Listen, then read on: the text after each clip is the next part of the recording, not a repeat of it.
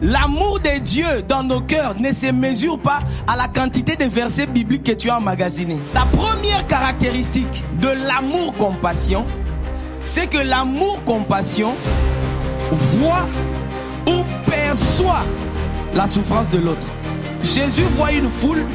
Quand Jésus voit la foule, la Bible dit qu'il est ému de compassion et il perçoit dans cette foule des hommes et des femmes. La Bible les déclare comme des hommes et des femmes qui étaient languissants et abattus. Lorsqu'il perçoit ça, la Bible dit quoi? Il se met à parler, il se met à prêcher, il se met à enseigner. Tu ne peux pas être à l'aise lorsque tu vois même à côté de toi quelqu'un qui se comporte mal ou quelqu'un qui fait quelque chose qui va l'amener vers la mort et tu ne dis rien.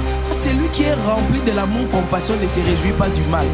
Il se réjouit jamais de l'échec d'une autre personne. Deuxième caractéristique, l'amour compassion s'oublie soi-même. Celui qui est rempli de l'amour compassion, il s'oublie au profit de l'autre.